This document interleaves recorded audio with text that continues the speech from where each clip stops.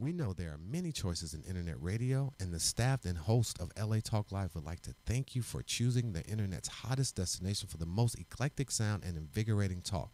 This is LA Talk Live. We are more than just talk. I may not be a millionaire. I may not have a brand new Frigidaire.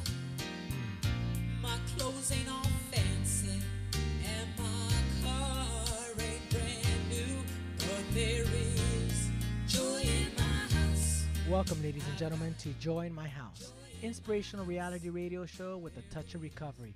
A reality radio show where nothing is left unsaid. And no one is insignificant who says it. I'm joined here by my co-host and author of Shaped by the Master's Hands, Lolita Robinson. Hi, welcome to another how Sunday. are you? It's good to see you. Happy birthday. Thank you. I did. Thank you. I had a Yes. great birthday. Yeah, so I'm and very then you went to excited. Vegas. How was that? You know I was going to ask.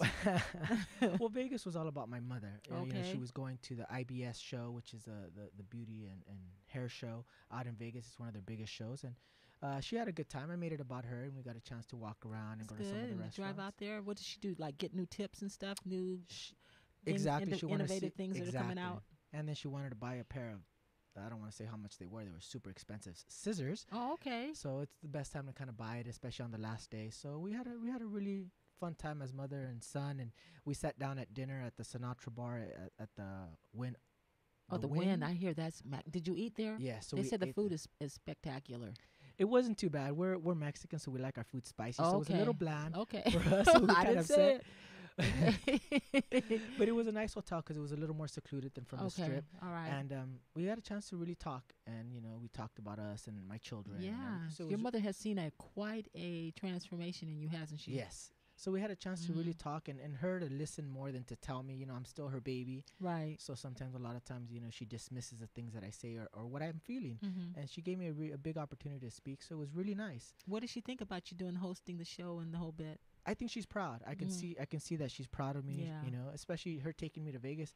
If you talk about my drinking days, 7, that's 8 years right. ago, she would Yeah. have never taken me. She would never. She would take you to never Vegas, been huh? away. Yeah. That's right. I Did would've you disappeared. feel like you were wanted to go to any of the bars or the clubs or any of that? No, God really removed that. Okay.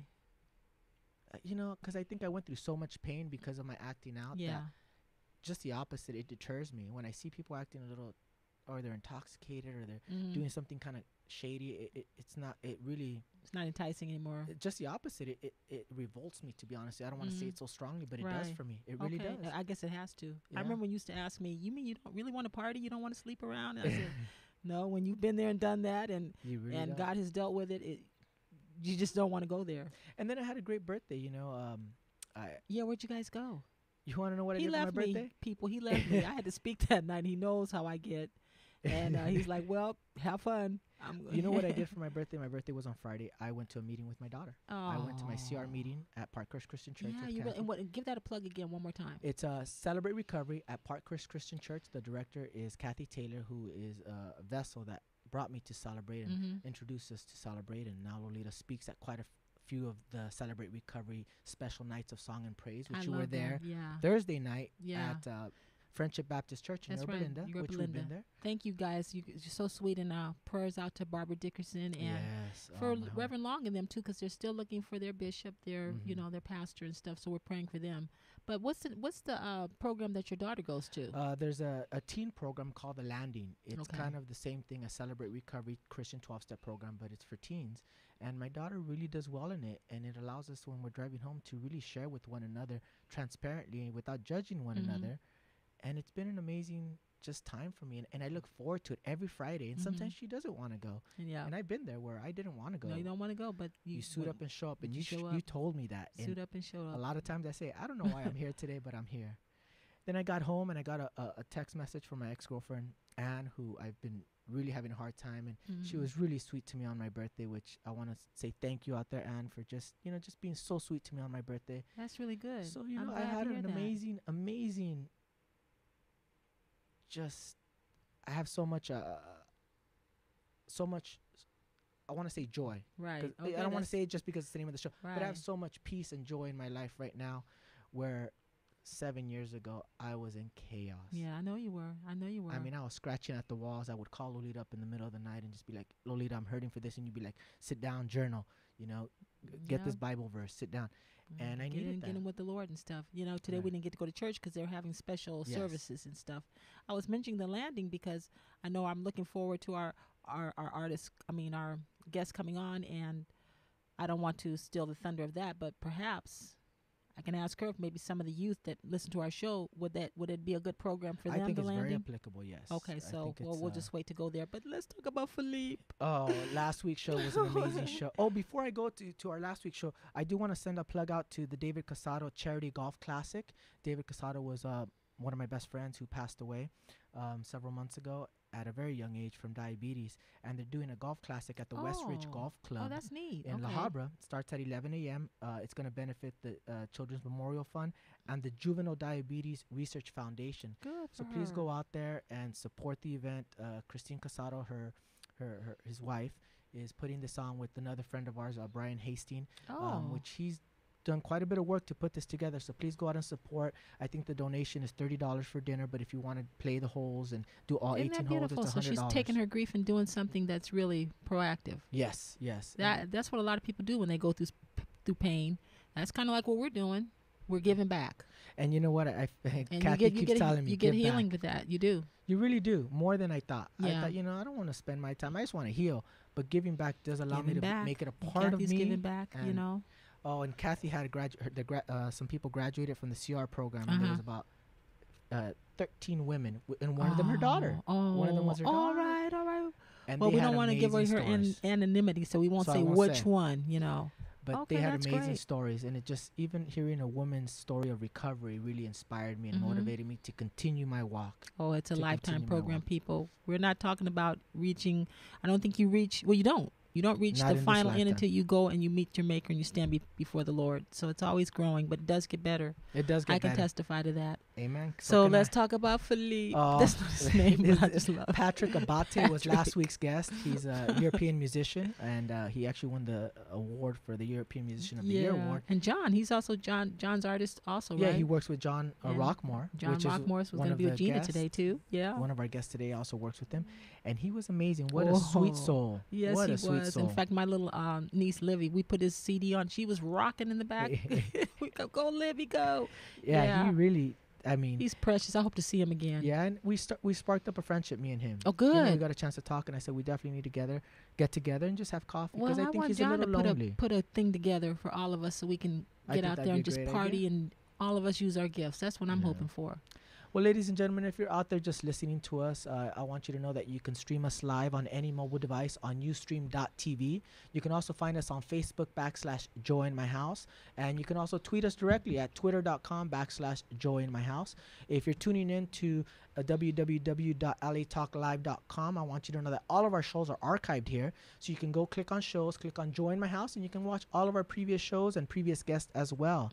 But if you become a fan of Joy in My House on the Facebook fan page, we send all the links and all the updates of our upcoming guests and all of our information. So please tune in with us. Stay engaged with us. Our studio line is open all from the beginning of the show at 323-247-7443. I want you guys to call in with any questions or comments. And I know that sometimes our topics are a little heavy, and you do get engaged with the topic, but we want to hear some of your stories as well. Some of your stories of maybe your challenges, but also some of your praise stories and how you've come out of some of your struggles. So please feel free to give us a call and give us a little touch, a little glimpse of the joy that you have in your house, ladies and gentlemen.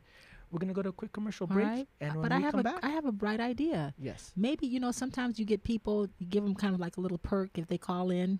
Well, maybe we could set up a booth and put you and Van Eric in the water booth, and they can people will call in. I was going to say it and get kisses, but I don't want to. No. Van Eric has a sweet young lady, which we're getting ready to meet soon, and...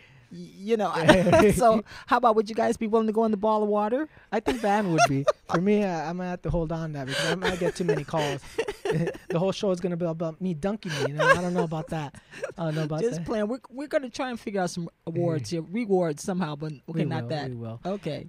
again, we have in our in-studio guest today, we have a special guest, Gina Graham from ADV, which is Alternative to Domestic Violence. Yeah. She's going to come and share with us some of the resources that she has available too, and give us a little bit of her story as well, to hopefully bring you some encouragement and some hope. Because I know a lot of times, the hope is what we need. Yeah, we do. Now, this is, I really can't wait to hear this story. So, ladies and gentlemen, I want you guys to stay tuned. Please feel free to contact us in any direction, in any way. Engage with us. We'd love to hear from you. This is Joy in My House, ladies and gentlemen, and we'll be right back. So stay tuned. Okay.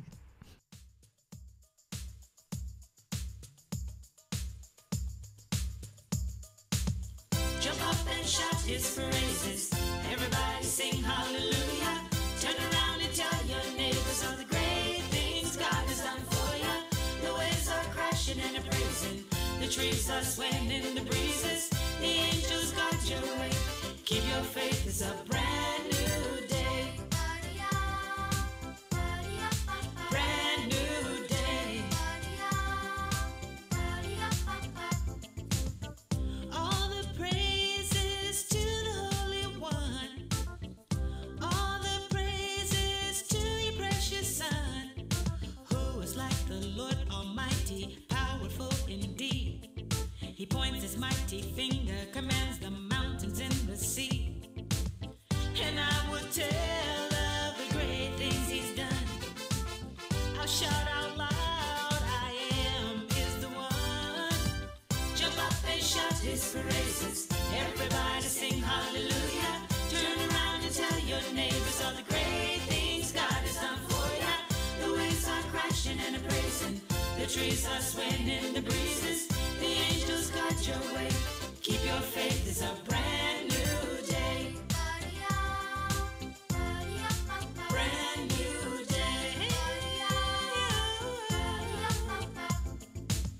He walked on water and set captives free.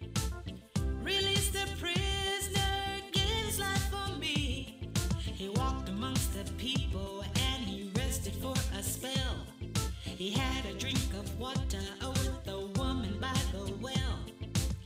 He healed the woman with the issue of blood. He saved a Noah from the raging. My clothes ain't all fancy and my car ain't brand new, but there is joy in my house. Hello, I'm Joel Ramirez And I'm Lolita Robinson Coppage, and welcome to Joy in My House. on LATalkLive.com. Inspirational radio, With a touch of recovery. a reality show where nothing is left unsaid, And no one is insignificant who says it. exclusively on LATalkLive.com. You can also catch us on iTunes Radio R&B or watch us on Ustream TV. Reality radio handcrafted for your listening pleasure. This is LA Talk Live, and we are more than just talk.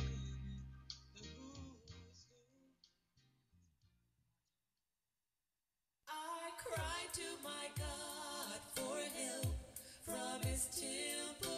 He heard my voice and all else. My cry came deep before him, and he heard. Not one prayer was unanswered. Welcome back, ladies and gentlemen, to Joy in My House, inspirational reality radio show with a touch of recovery. I'm joined here by my co-host and recording artist, Lolita Robinson. Hello, I'm glad to be back and ready for today.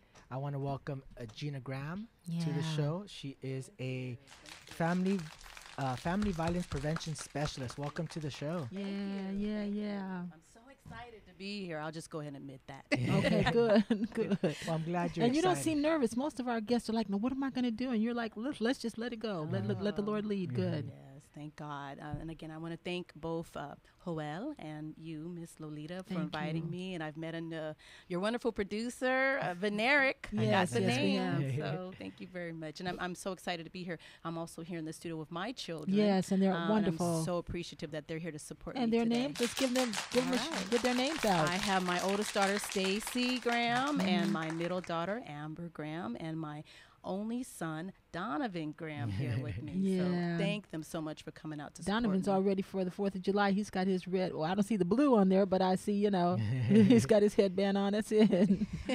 Well, I want to welcome you to the show, Thank Gina, and I met you through John Rockmore at one of the events that Lolita performed at, which was the Women of War benefit Yes. concert, and I got an opportunity to talk to you, and you were really willing to share on this subject, domestic violence. God must have really put a strong willingness on your heart to come out and share on this. Yes, yes. Well, just professionally, I have both professional experience in the field, and also it's touched me personally, so I'll talk a little bit about that. But I was very honored and excited to come out and support the Women of War event there in Los Angeles a few weeks back. And thank you, John and Deborah Hayter, for inviting me to do that. And when John asked me to come out and just support, really, and then from that, I was able to really reach out to the persons there at the event and remind those, whoever that person may be that's experienced the abuse. And Women of War is all about women who have been sexually abused, women that are serving in our military that are sexually abused. And so it was an easy topic for me to come out and support. I've been working in the field of domestic violence prevention here in the state of California for 18 years. Oh, my goodness. So, wow. yeah, and it's not just a job to me. I say this all the time, that although I'm very fortunate that they pay me, I understand that it's a ministry, it's a calling. It is. Nobody wants to sign up. I don't think you just sign up for that. That's yeah, right. yeah. Well, was this like an overflow from what happened in your life, or were you already involved in this? Are you talking about the domestic violence? Well, people ask me that a lot. How did Okay. you get in this field? Right. And yes, it started. I would say I didn't necessarily know that from my personal experience. I would somehow be able to go into this field and give back. I like to say that. But I think that I was drawn to help others because of what I'd gone through. Okay. So All right. yes. Well, I'm let's sure talk you a have little bit questions, about yeah. that. Let's talk about, where did you grow up? Where your family of origin?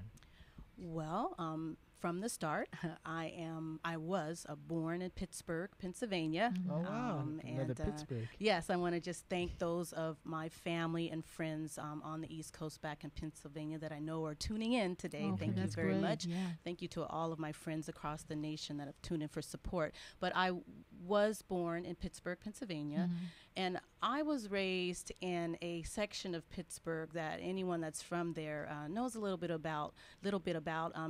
It is a historical neighborhood. I was actually raised in the 60s during the civil rights era. Okay, all right.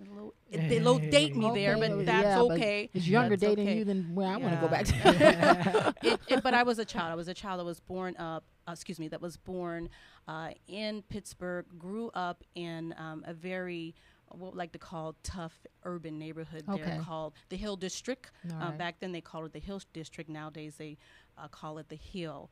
And it was one of those neighborhoods that right after the assassination of Martin Luther King Jr., of which at that time I was a very young child in kindergarten. And I remember that growing up there very vividly because of, I think it's interesting where how your life begins, but at any rate, so I grew up there right after the assassination of Martin Luther King Jr. I remember walking. There's a lot of uprising in the Oh, neighborhood. yes. In our Yeah. neighborhood, I remember you read about it in history books, but I mean, I lived it as a 5-6-year-old child. So growing up and walking down Center Avenue, which is a very prominent street in the Hill, and seeing those soldiers that were in those 'Cause stores they were guarding looting the- and right, all of fire that, and all that right. stuff. Yeah. So that's the type of neighborhood I grew up in. Okay. And so I came from a difficult environment from the beginning.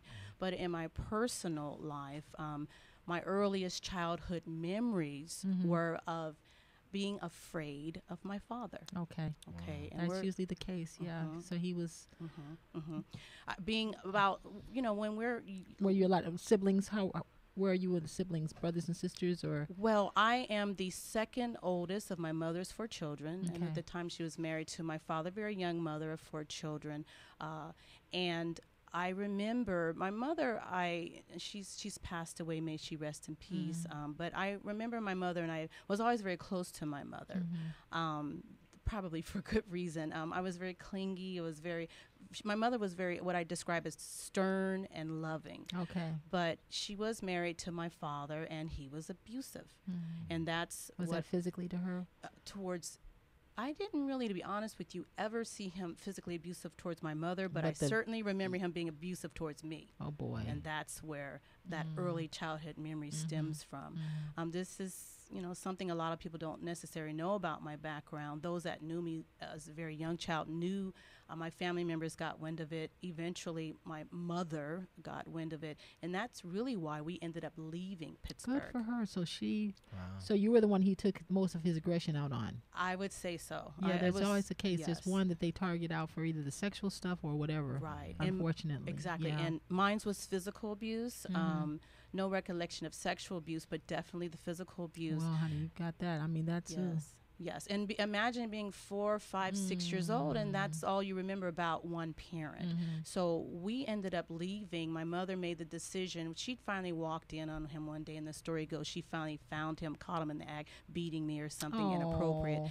And that was enough for her to go ahead and take all 4 of her children, and we had to leave the state of Pennsylvania. Wow. Good for her. Yeah, how brave of her, too. Yeah. But which probably set the precedence for you today, that you had a mother who stepped up. A lot of people don't. Right. And you saw a strong woman stepping up, which was probably led to where you are today. Right. Well, we had some, I didn't know at the time that was the reason. Remember, my earliest childhood memory. But when these things happen to us very young, it's oftentimes before we even realize what's happening to us. Right. I can recall the story now, and some of the pieces have come together. I recently took a trip back to Pittsburgh. I'll be honest with you, it was very difficult for me to ever go back there because of the trauma I had experienced there.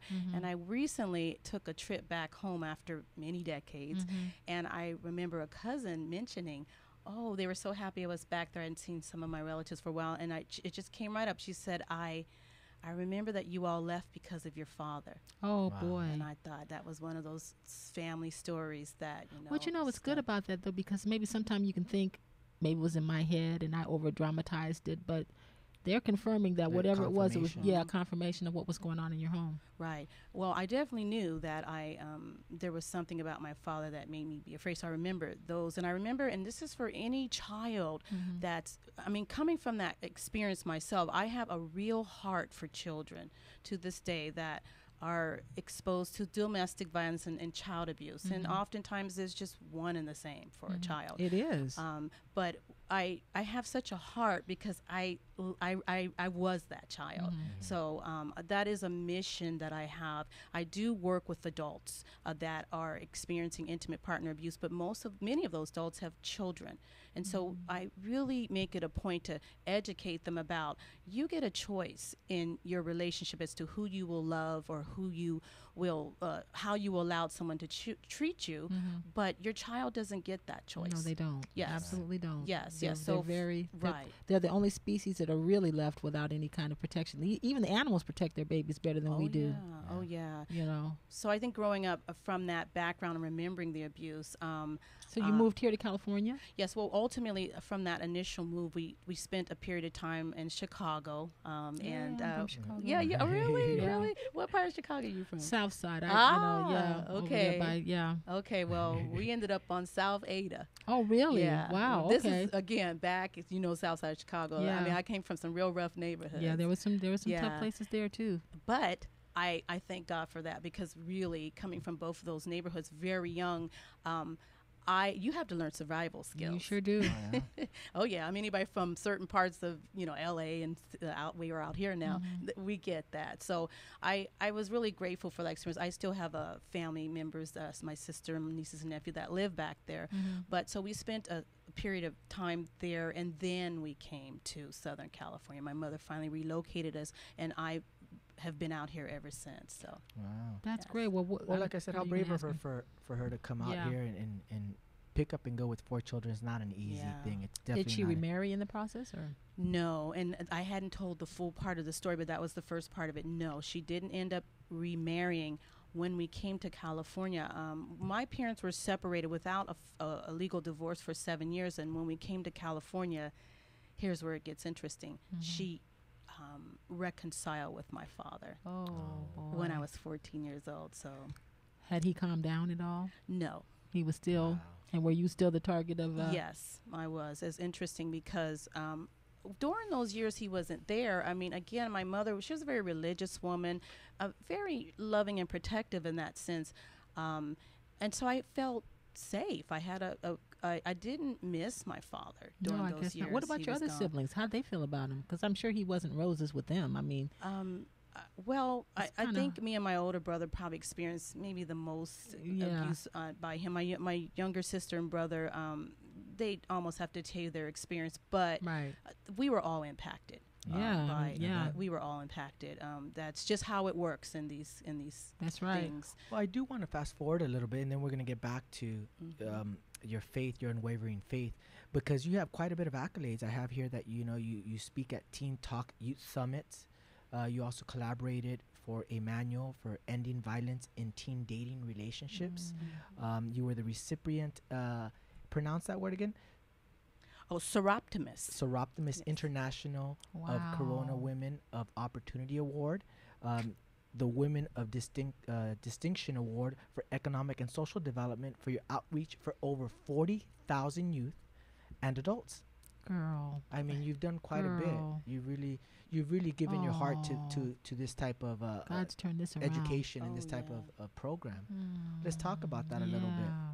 Well, I am very honored, privileged, and fortunate to work for an organization in Riverside County. This is an organization that has been providing services for victims of domestic violence in Riverside County for over 30 years. Wow. And 18 years ago, I had the privilege to do an internship in their battered women and children's shelter. What was supposed to start out as a 6-month internship ultimately turned into an 18-year career for me. Wow. Yeah. Was that a part because you're a counselor, right?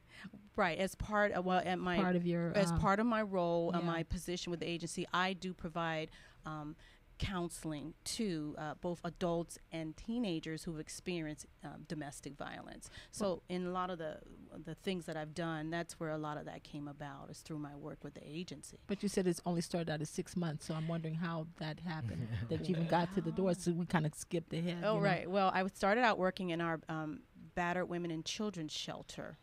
Were you a volunteer? Well, yes, a volunteer intern, and I started there, and it just seemed that within a matter of maybe a few weeks, it just seemed like I was a natural Yeah. at working with. I was in a battered women and children's shelter, so I was working primarily with adult women and their children. And the interesting thing about working in a battered women and children's shelter is that is the most intense place that you're going to come into contact with persons that have experienced domestic violence, because they are literally fleeing for their life. Right. And my first contact with an individual would be over our crisis line. So I was a trained crisis line operator. And so you have to learn pretty quick. Either you're going to be good at the job or maybe not so Girl, much. that's a calling. I'm sorry. Yes, that- and You, we ju- talked you about just that. can't walk off the street and sit there and just take these calls. I'm sorry. That's my thing. Yeah. It's almost like I bet a lot of the volunteers have been there, right? Most of them well, have some idea. yes. I mean, we obviously, one of the programs that we have at the agency is a lot of people come and volunteer, but we have a lot of different roles that you can serve. But yes, I started as a volunteer with the agency. And again, imagine being like a 911 operator. You're hearing everything. And these are total strangers. And you've got to be the one that's calm. You've got to be the voice on the other end of the phone, especially in a domestic violence situation that is literally calming or helping to calm or de-escalate a situation, assessing the danger of that situation, making the person feel like, even though I don't know you, I care about what you're going through, and let's talk and let's talk about safety measures to get you out of that dangerous, life-threatening environment into this what ultimately is a confidential shelter. They don't even know where they're coming, Right. but they That's just gotta know be they're. so. Well, Well, you how gotta did have we? a special heart for that. Well, okay, you gave her her accolades. How did you go from your father coming back Right. at 14 and being abusive? So how long did that last? You were like 18 till you got out of there, or what? Right. He was there for another 7 years. And the interesting thing about the abuse towards me is instinctively, even as a young child, and I'm going to say this because I think this would help people to understand how do people endure and overcome abuse, even as very young children.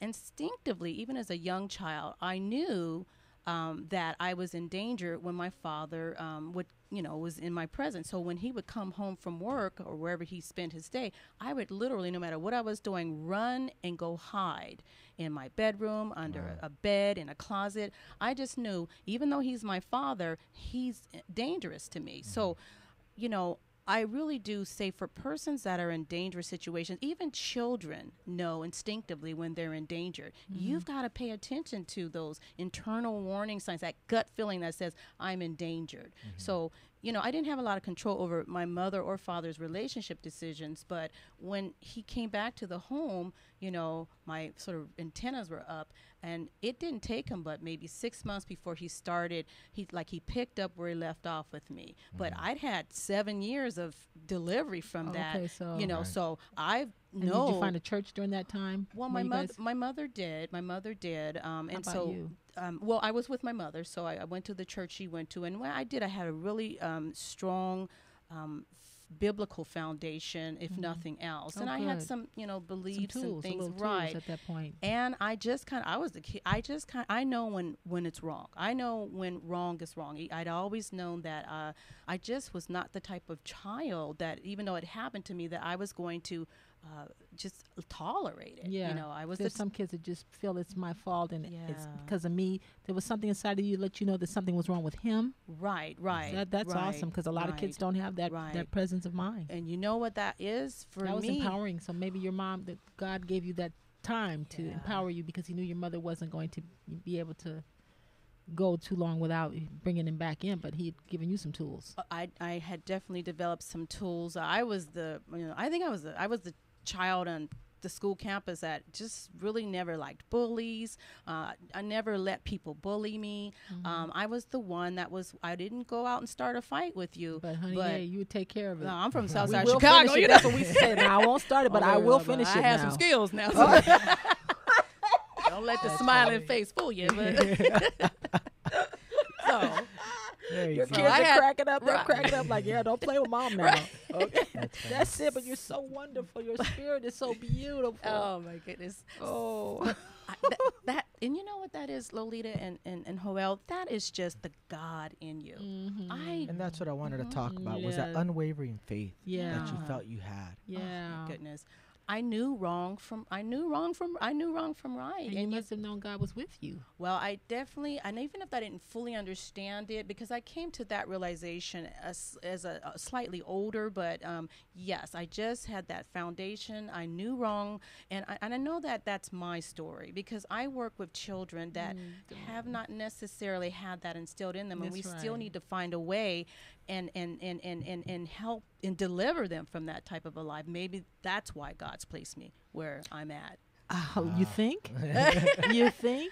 Because I have a suspicion. You know what? He picks people like my pastor told me a long time ago, because my pastor's more in the sexual abuse, but he was saying that the enemy knows to get God's warriors when they're little. You see what I'm saying? And so I'm sure that you went through your own stuff, but God knew that we would have the presence of mind. I don't know why, but certain personalities take it, but God can use them. Yeah. He didn't put it on us. Yeah. But he knew that you had that fight. Right. You have that fight. I agree. I think God really does have He a plan. knows that he can use people in our situation that will make a stand. Right. Our lives are predestined, God knows our beginning, middle, and our end, and although we have to come to know who he is in our life, and that happened for me. So when my father came back at 14, started up his same stuff, I just wasn't having it. Okay. I just wasn't having it. Tell those kids you don't have to have it. Right. Now, I understood my mother was a stern, but loving woman, so she disciplined us. But I learned the difference between being disciplined by your parent and being beaten. Yeah. So I'm like, the first time he hit me, which was a short time after he came back, I raised such a stink that he realized, oops, I guess she's not that little itty-bitty girl anymore that I can do these things in the dark with before I'm busted, so to say. So I just busted him out immediately, pretty much took a stand. I mean, I'm not going to fight a 200-pound man as a 14-year-old girl, but I made it real clear to him that I'm not going to be your victim. I'm the one that's yelling and screaming, and I felt I blew up like a big lion, just to protect myself from him, and told my mother right away. Not sure if this was such a good decision, because your husband is back at it. Right. He didn't change. Right. And that's what we think as in abusive situations. They're going to change. Yeah. It's going to be different this time. Yeah. You know what I'm saying? I think that goes across the board with alcohol and whatever the stuff is. Yes. People don't get some help here. So, right. Well, kind of moving story. I know you want to ask her about how she got married or whatever. Or yes, what. I was going to talk about your faith and how you got through. Let's go now past high school. And now you get out of high school. But did you still stay at home during that time, or did you leave? Well, I had to. I didn't have anywhere else to go, technically. Right. My mother took care of us. He was there for 7 more years. He never physically assaulted me again, because I put an end to it. But the emotional abuse. Oh, yeah, that's hard Yeah, too. Yeah, not speaking to you or favoring the other kids. All of it. All that kind of crazy stuff, saying horrible stuff. Yeah. You can imagine. That's exactly what happened. But I just tried to build a wall of protection around myself. Those were very difficult years for me in my teenage years. And again, I have such a heart for teenagers, because when they come to me, and this whole thing about 40,000 persons in 18 years, you're going to come across a lot of clients. So was this like a big event?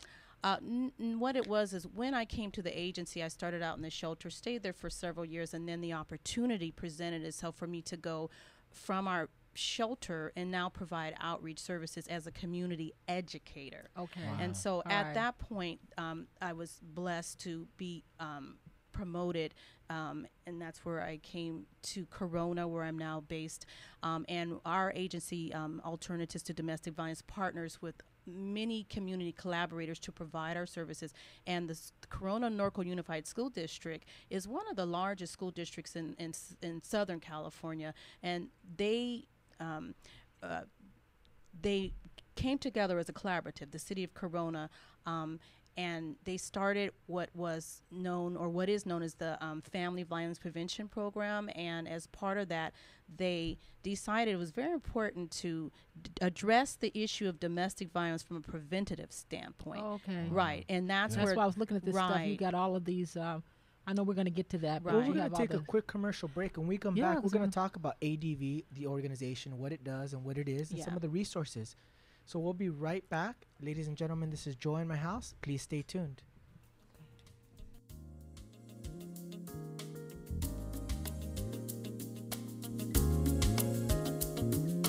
How can I forget you?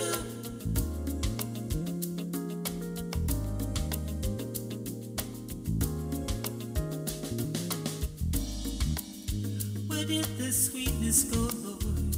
Have I fallen from your hand?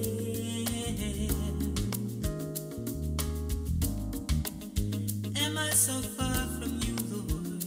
Is my life in your plan? Where can I run when I feel all alone? Do my words truly reach you high on your throne? Where did your presence go, Lord? Have you pushed me far from your mind? Where did our laughter go? Will you smile on me one more time? How can I hope when the hearts are growing dim? Love, this pressure is hard, and I feel that my life will cave in. And I heard you say, how can I forget you?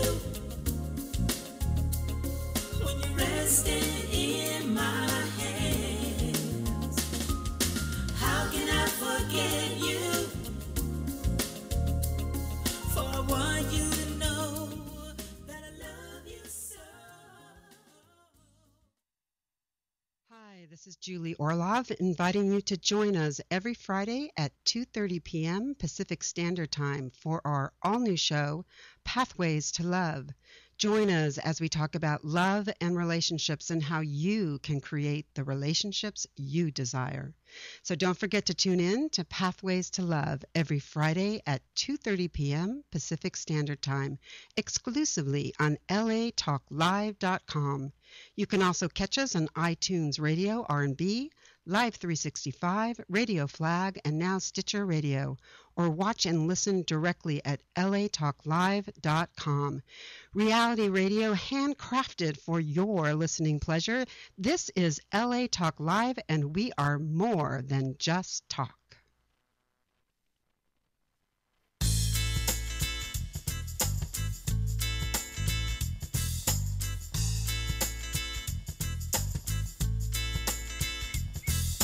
Welcome, ladies and gentlemen, back to Join My House, inspirational internet broadcasting show with a touch of recovery, a reality radio show where nothing is left unsaid. And no one is insignificant who says it.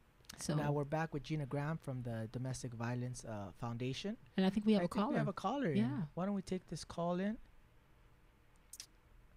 Hello, welcome to the show. This is Join My House.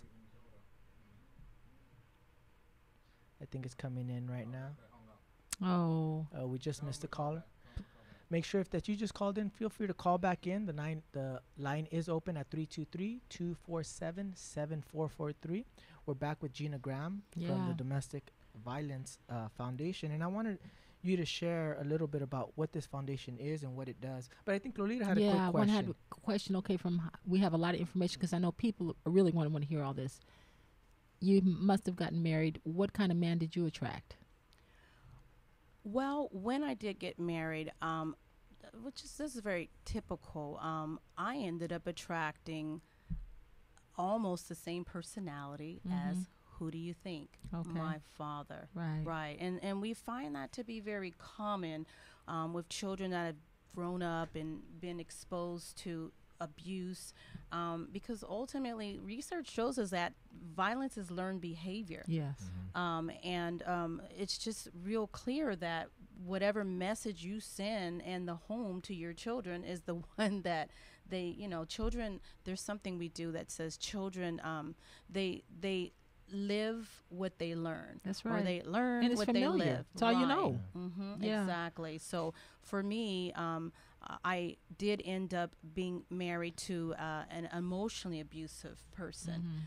And I'll be real sensitive not to give too much information about him, but my experience in that relationship, you would think, even to be honest with you, that it happened to me during my time professionally. I met someone, and in the working and I thought he was a Christian man. He said he was a pastor, so I thought this would be a good fit, and unfortunately, the domestic violence or abuse, should I say, is not just the physical. I'm glad you're stating that. That's very important emotionally. I had a lot of emotional abuse in my marriage, and I ended up in the hospital. Right. Panic attacks and stuff, because it's so insidious. I'd rather see somebody's fist coming, but emotional, I like to tell people it's like a famine. You can't see it. Right. Poison, you can't see it, but it's there. Right. It's interesting because when I first started working with adult victims in particular, I heard that statement, Lolita. A lot of them said, I would have rather have, endured the beatings than the emotional abuse. And at first, when I first started working, I thought, oh, that's odd. Because me, again, if you, like you say, if you come at me, I'm like, either one of them, but I see what you're saying. Right. But I mean, for me, I was always, so adverse to physical abuse that, I just couldn't even stand, the idea of it. But when I heard that, I had to be sensitive. What are they saying? And I understood, because physical bruises will heal, hopefully, because I'm also going to be honest with you, physical abuse is the most dangerous form of abuse. We are not minimizing that. And these men are killing these women today. Back in the day, we were getting pregnant or STDs. I haven't had either one of those. I've been pregnant, but Today, these men are killing. Oh, it's they're it's taking it to the Is it next is it extreme. the next level since you've been? it is we have so many extreme cases. They're all extreme to a certain But extent. isn't it getting yes, progressively worse? It's Maybe not. it's I don't it's difficult. Okay, okay. It's difficult. Okay. I would say that only because yes, we have extreme cases, but my case might be that I'm being physically assaulted, even near almost killed, and then the person that's in the emotionally abusive position might feel like, well, I'm being harmed just as severely. Yes. So Yeah. to them, there's no difference. But going back And to then you think you're go ahead. crazy. Oh yeah. With the emotional abuse, it's hard Yeah. to. Did he just like one of these doctors, Dr. Cloud? This is his saying. Did I just get kissed or hit by a truck? Yeah. What just happened? Right. That's what makes it so baffling. Well, the emotional abuse, the physical abuse is very obvious. You know when Right. someone's got that fist coming at you. You know Right. that black eye. With Right. that black eye is an indication that you got assaulted. But the emotional abuse is so insidious. You have to figure it out before you know it. It's like an avalanche that's just an onslaught that's just burying you. So it's So this is okay. So this is where you that's came from. the type of person that I ended up marrying. And I gotta be honest, I gotta say, and I'll say this to women or men in this position, 80% of victims of domestic violence are reportedly female. 20% of victims of domestic violence are males. Yes. 1 in 3 teenagers are also being abused in dating relationships. So anyone could be a victim of domestic violence. I've known men who've been beat up by women. Oh yeah. Obviously, we find that in cases where females are the aggressor, if they're going to use aggression towards a man, they're going to have some type of a weapon, but in more cases than not, it's the emotional abuse that men are also suffering. That's very, very, extreme, and all of the things that women can speak of, men go through as well, and it hurts them just as much. But I thought what I Yeah. thought was very interesting was the manual that you collaborated with, Ending Violence in Teen Dating Relationships. Tell us some of the tools for the teens that are out there listening and viewing, because the show is internet based. So I think a lot of we get a younger target demographic who's listening to this. What are some of the resources out there that your organization ADV offers for teens? Well, certainly alternatives to domestic violence, and many agencies like them. Here in Los Angeles County, I actually have some resources available to we're you, looking at these. Yeah. Joel and you, Lolita, which actually lists the organizations in any county. This is wherever you're at. Whether you're here in Los Angeles or somewhere else in Southern California, anywhere across the nation, there are domestic violence service providers. And the fastest way to get in touch with the one in your organization is to call the National Domestic Violence Hotline and ask for an agency that provides services for adults or teens in your area. It's 1-800-799-7233. That's the National Domestic Violence Hotline. That's the fastest way I can at least refer anyone nationwide to the nearest domestic You violence might wanna service say that number provider. one more Yeah, time? I was saying that too. It's Yeah. 1-800-799-7233. One easy way to remember it is 1-800-799-SAFE. Okay. Okay. Thank you for that. ADV, which serves Riverside County in terms of where that's located, we're 60 miles east of Los Angeles County. Riverside County is one of the largest counties in the state of California, in the nation, actually. Oh, wow. So we serve Western Riverside County. We also have a hotline. If you want to contact our hotline, you would call 1-800-339-7233. That's ADV. Once you contact a domestic violence service provider, you just let them know, I am a teenager, and like I mentioned earlier, 1 in 3 teens nationwide are being abused by a dating partner, so it's a very serious problem. And you just say, I need help, I need to talk with someone. But the nice thing is that most schools, this is how I came to work with teens, is I partner, our agency, myself being the representative, partners with Corona Norco Unified School District to provide violence prevention awareness in For the kids. classrooms.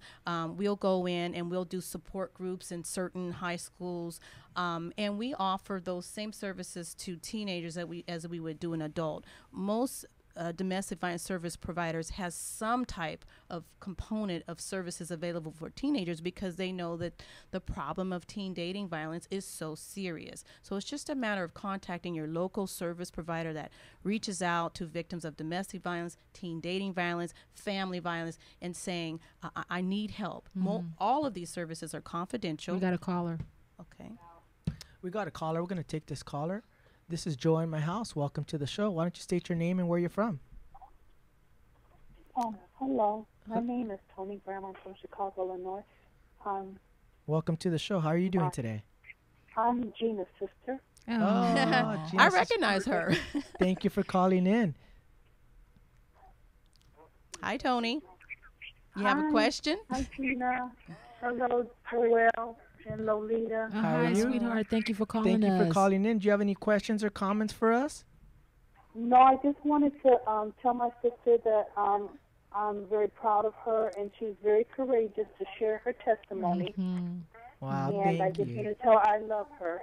Oh, that's We so would cool, have to Tony. agree with Thank you. you. We would Thank you have for to calling in. That's important. Thank you for calling And you in, have a Tony. great day. Thank you, Tony. Love you. That's so cool. Can you tell us about the Lisa Project? Is that about the teens or what?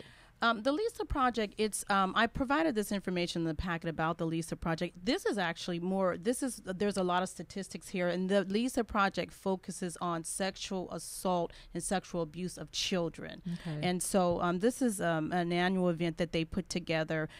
With domestic violence service providers, they do something traditionally called the Clothesline Project. And that's where during Domestic Violence Awareness Month, which, by the way, National Domestic Violence Awareness Month is in October each year. And so with domestic violence service providers such as ADV, we do a clothesline project. And what it is our agency and many agencies like ours here in LA and just throughout the nation, they'll have victims of domestic violence make T-shirts and put their stories on T-shirts and then hang them on clothesline projects across the nation to bring more awareness to domestic violence. The Lisa Project does something similar. This is actually a virtual reality type of project. I think it might be in April for Sexual Assault Awareness Month, where they'll get together and sexual assault service providers will bring awareness to this issue of sexual assault and abuse, particularly of children. And this is what the Lisa Project Isn't that funny? is about. Maybe I can talk to you off the air about this because that's where my heart. And it's interesting that I pulled that up. Yes, and because there's a lot of statistics there, and that's what I provided that for. Any rape crisis center in Los Angeles County, Riverside County, across the nation will have more information about the Lisa Project. Or you can go online and Google the National Sexual Assault and Awareness Hotline, and they can definitely tell you a little bit more about the Lisa Project. It's worth knowing about. Well, I wanted to ask you, somebody out there who's listening, Yeah, or what are some of the what would be a reason for them to call the crisis hotline? Right. What stage do they have to get hit before they call? When do you feel it's appropriate for somebody who's out there saying, well, I'm not getting hit yet, or I'm okay? When do you feel is appropriate for somebody listening or viewing out there for them to actually reach out and find the help? I'm putting these things out that she has to kind of the cycle of violence, and that's a great question. Right.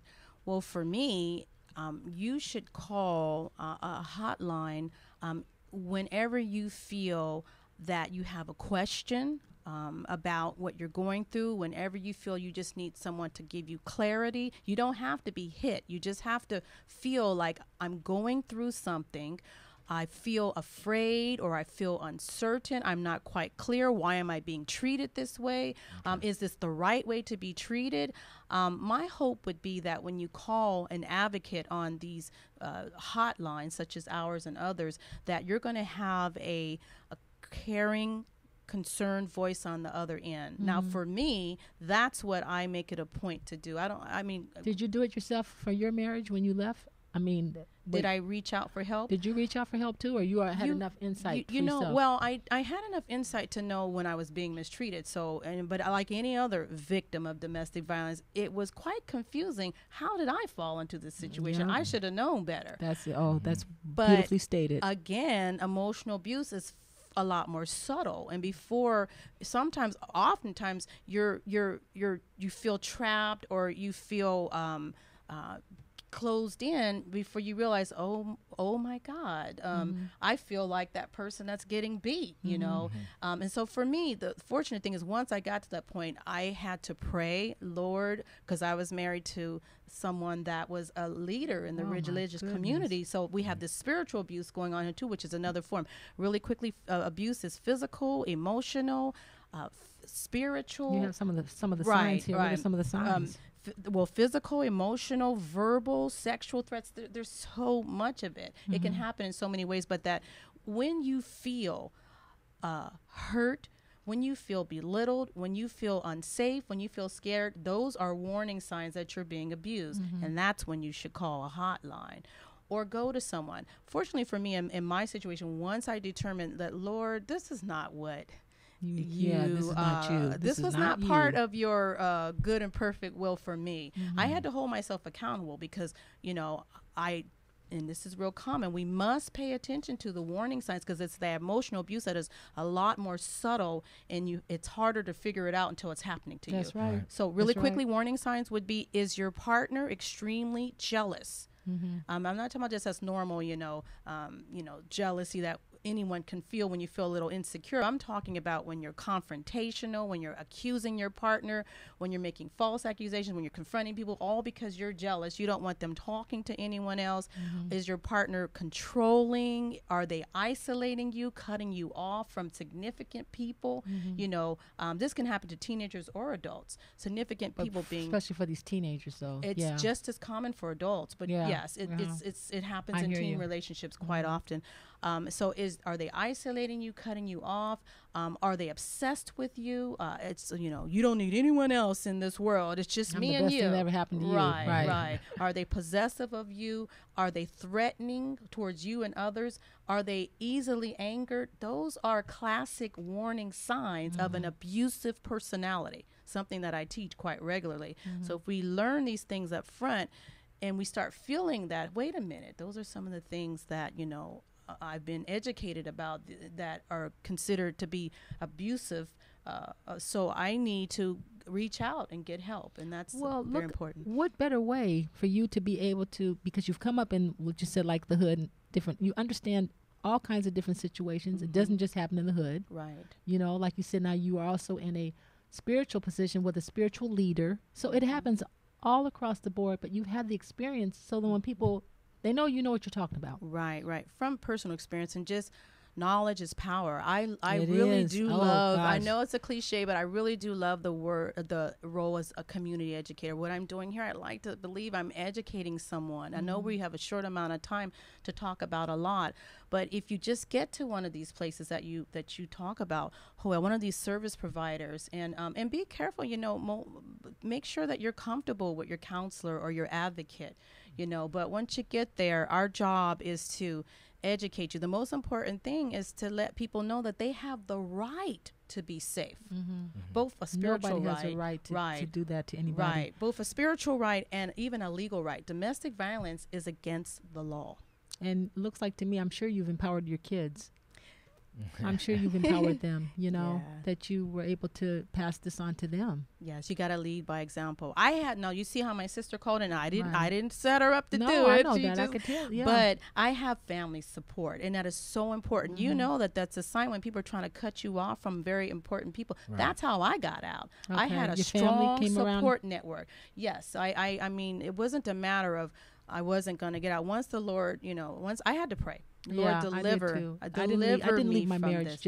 I really prayed it through, and God made a way. Right. He never hit me, but emotionally it was horrible. Same thing. Yes. Right. I want to very quickly mention the website where they can find more information. I think it's important for our callers and listeners if they don't have the fortitude to call in and maybe just want to find out a little bit more. Where can they go on the internet to find out about the organization itself? For alternatives to domestic violence, you can go to www.alternativestodv.org.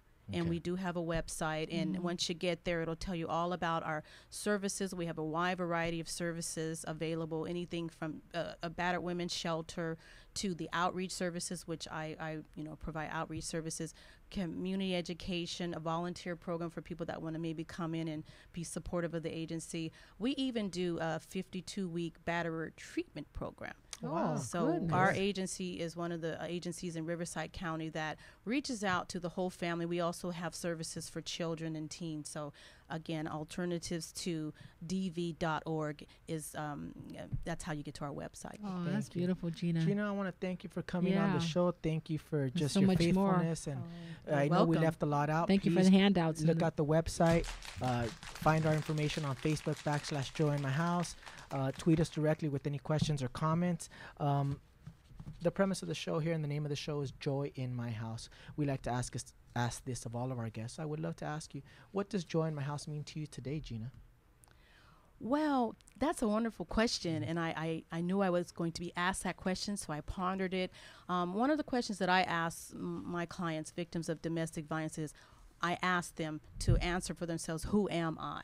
And so when I ask that question for myself, who am I? Who am I, Gina?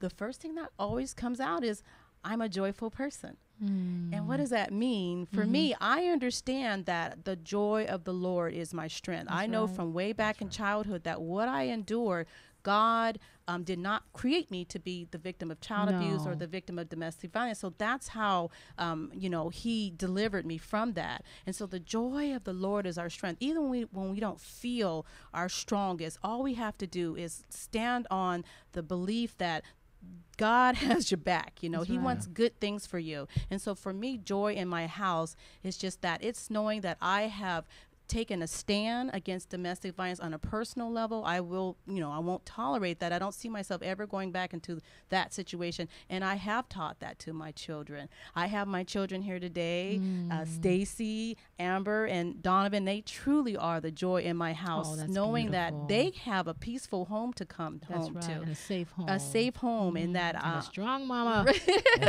and the joy in my house is just my family and my friends and people like you that you two are friends for me. I mean, I really Joel and Ramirez and Lolita Robinson. They are Coppage. They are just wonderful people that are doing this, and that's a joy for me that you just even let me come out and share my testimony and share this for others. So thank you for that's coming the joy on in the my show, house. Gina. That's a beautiful state. No more to say.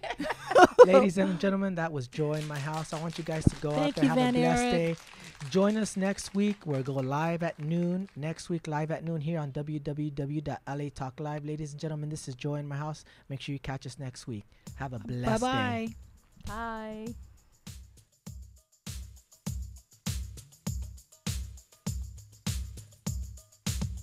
Jump up and shout his praises. Everybody sing hallelujah. Turn around and tell your neighbors of the great things God has done for you. The waves are crashing and are praising. The trees are swaying in the breezes. The angels guard your way. Keep your faith, it's a brand